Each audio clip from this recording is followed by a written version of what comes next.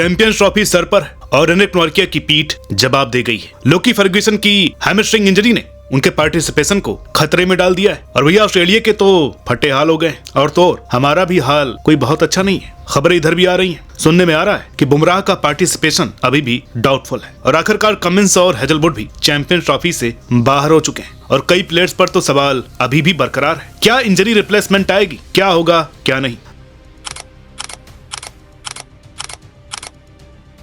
दोस्तों कभी कभी मेरे मन में यह सवाल आता है कि जब भी कोई आईसीसी टूर्नामेंट सर पर होता है तो जिन प्लेयर्स को हम देखने के लिए तरस रहे होते हैं वही उस टूर्नामेंट से बाहर क्यों हो जाते हैं। वो खिलाड़ी जो अपनी गेम से मैच का रुख पलट दिया करते हैं, जब वो किसी आईसीसी टूर्नामेंट के स्क्वाड में आते हैं तो ये लगता है कि भाई अब इस टीम और इनके फैंस की चांदी होने वाली है और इन्हें देखने में बहुत मजा आने वाला है। पर जब ये खिलाड़ी इंजर्ड होते हैं तो मूड खराब हो जाता है। पहले ऐसा 2021 में हुआ तो लगा कि शायद 2022 में नहीं होगा, लेकिन फिर तगड़े प्लेयर्स वहां से भी गायब। फिर उम्मीद थी कि 2023 वर्ल्ड कप में ऐसा नहीं होगा और वहां भी ऐसा ही हुआ। और इन तीनों टूर्नामेंट में अगर कोई कॉमन प्लेयर रहा तो रहे जोफ्रा आर्चर। लेकिन इस बार खुशी की बात यह है कि इस बार ये चैंपियंस ट्रॉफी का हिस्सा होंगे। मगर दुख इस बात का है कि ये स्नब सिर्फ वर्ल्ड कप तक सीमित नहीं थे, बल्कि चैंपियंस ट्रॉफी की टीम में भी ऐसे डेंट पड़ रहे हैं और आए दिन कोई ना कोई प्लेयर टीम से बाहर हो रहा है, जिनकी गैर मौजूदगी उनके फैंस और उनकी टीम के लिए बहुत ज्यादा दुख देने वाली बात है। तो आज हम नारा टीवी की इस नई वीडियो में उन मैच विनर खिलाड़ियों के बारे में ही बात करेंगे जिनका मौजूद ना होना उनकी टीम को बहुत चुभेगा, क्योंकि इनके बिना चैंपियंस ट्रॉफी में कुछ सूना सूना जरूर लगेगा।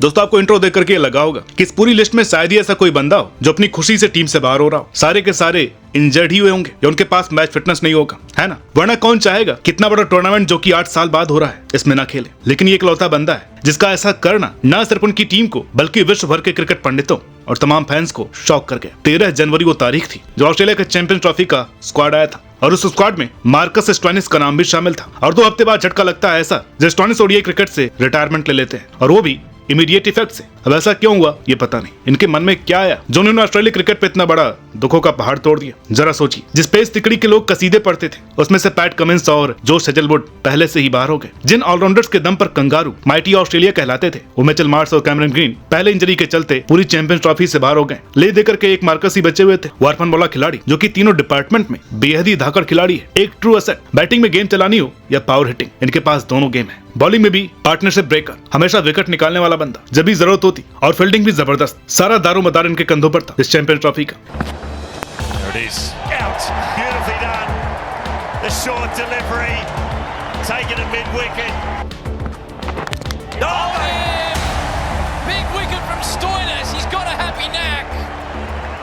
किसी भी टूर्नामेंट में ऑस्ट्रेलिया को उतने झटके नहीं लगे, लेकिन इस बंदे ने जो किया उसने ऑस्ट्रेलिया क्रिकेट को और कमजोर बना दिया है, कम से कम इस टूर्नामेंट में। अगर आप इनके स्टैट्स देखें तो ज्यादा मूड खराब होता है। आखिर क्यों? 71 ओडीआई, 1495 रन, 94 के करीब स्ट्राइक रेट और 48 विकेट। ये टेस्ट खेलते नहीं, ओडीआई खेलना नहीं चाहते और ले देकर के अब टी20 बचा है। अब मुझे ऐसा लगता है कि कम से कम 1.5-2 साल ओडीआई तो खेल ही सकते थे, ज्यादा ना करते तो चैंपियंस ट्रॉफी तो खेल ही सकते थे। खैर, अब ऑस्ट्रेलिया को ऐसे 3D प्लेयर को ढूंढना पड़ेगा जिनकी कमी को पूरा कर सके। कौन है वो खिलाड़ी? अगर जानना चाहते हैं तुम्हारी क्रिक माइंड वाली ये वीडियो जरूर देखिए।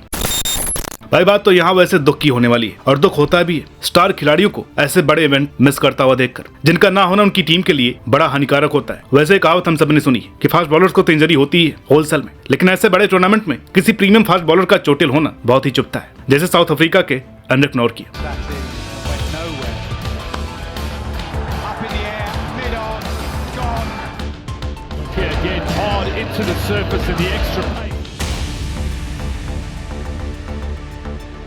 यह बंदा बीमारियों की दुकान है। जब भी कोई ऐसा बड़ा टूर्नामेंट आता है जहां साउथ अफ्रीका को इनकी सबसे ज्यादा जरूरत होती है, ये अपनी कमर पकड़ करके बैठ जाते हैं। 2023 वर्ल्ड कप में भी ऐसा ही हुआ। ये लोअर बैक इंजरी के चलते पूरे वर्ल्ड कप से बाहर हो गए और अब फिर 8 साल बाद चैंपियंस ट्रॉफी हो रही थी। इनकी बैक इंजरी ने फिर से धोखा दे दिया और एक बार फिर से पूरे टूर्नामेंट से बाहर। अब ऐसे प्लेयर्स अपनी टीम के लिए कब काम आएंगे ये समझ के परे है, क्योंकि ऐसे मौकों पर ये बहुत ही इफेक्टिव होते हैं। सामने बल्लेबाजों को डराना हो, एक्यूरेट लाइन लेंथ हिट करना हो, इनके पास सब है। इन्हें देख करके कोई भी कप्तान 10 ओवर तक सिक्योर ही मानेगा। ये इस टीम के एक्स फैक्टर होने वाले थे, पर अफसोस सारी की सारी प्लानिंग धरी रह गई और अब साउथ अफ्रीका की बॉलिंग भी कमजोर नजर आने लगी।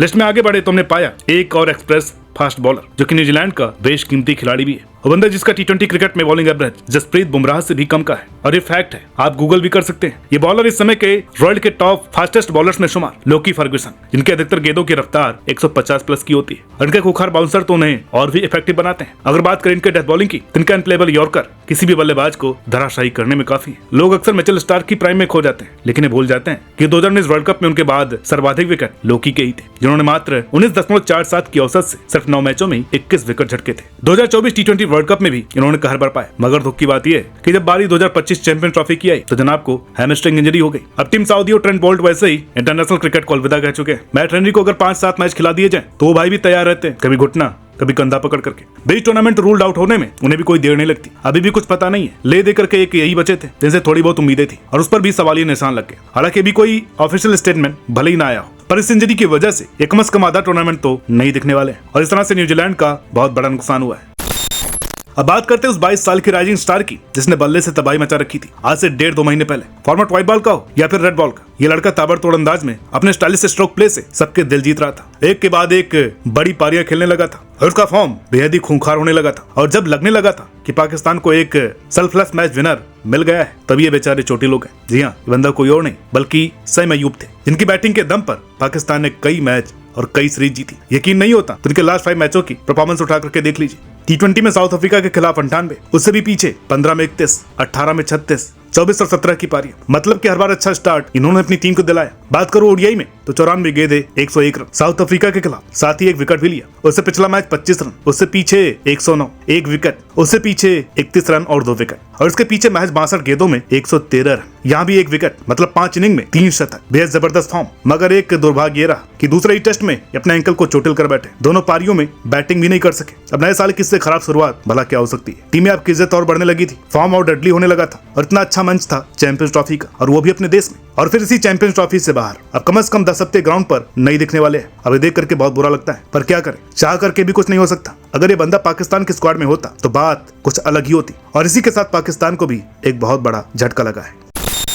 पैट कमिंस, वो नाम जिसने भारतीय क्रिकेट को कितने ही नाइटमेयर दिए। जब भी मुकाबला भारत बनाम ऑस्ट्रेलिया होता तो ये बंदा हमें नाको चने चबा देता, चाहे बात इनके गेम की हो या फिर कप्तानी की। हर चीज कमिंस की टॉप नॉच थी। मानो दुनिया को एक मास्टर क्लास मिली कि भारत के खिलाफ कैसी प्लानिंग करनी है, कैसे फील्डिंग लगानी है, कैसे हाई प्रेशर गेम जीतने हैं, और कहां पर बिना बोले ही सामने वाली की बोलती बंद करनी है। जैसा कि हमने देखा 2023 वर्ल्ड कप फाइनल, और आज के समय में इस बंदे को महारत हासिल है आईसीसी ट्रॉफी जीतने की, चाहे वो 8 साल बाद ऑस्ट्रेलिया को ओडीआई वर्ल्ड कप जिताना हो या फिर टेस्ट क्रिकेट के इतिहास में ऑस्ट्रेलिया की पहली बादशाह यानी कि WTC जिताना हो। दूसरी बार भी इनकी कप्तानी में इनकी टीम WTC फाइनल में जा पहुंची, लेकिन दुख इस बात का है कि BGT के दौरान ये भी चोटिल हो गए, और न सिर्फ श्रीलंका के खिलाफ उन्हें 2 टेस्ट से बाहर कर दिया गया है, बल्कि चैंपियंस ट्रॉफी से भी इनकी छुट्टी हो चुकी है। अब इनकी रिप्लेसमेंट भी बड़ी जरूरी मगर मुश्किल है। सबसे पहले तो पैट कमिंस की जगह एक बॉलर, न सिर्फ बॉलर बल्कि एक क्वालिटी बॉलर, और फिर कैप्टनसी। इसीलिए कहा जा रहा है कि ऑस्ट्रेलिया के लिए दोहरा लॉस है, और इनको रिप्लेस करने में एक नहीं 2 खिलाड़ी लगेंगे। और दोस्तों, ये लिस्ट अभी खत्म नहीं हुई है, मुझे लगता है कि अभी कई नाम और भी आने वाले हैं, और आएंगे भी। कई नाम अभी बचे भी है, तो इस वीडियो पर ज्यादा से ज्यादा अच्छा रिस्पॉन्स लाइए, और इसका पार्ट 2 भी हम जल्द ही लेकर के आएंगे। और हाँ, ऑस्ट्रेलिया को अभी भी हल्के में नहीं लेना है, चाहे इनके सारे प्लेयर चोटिल हो जाए।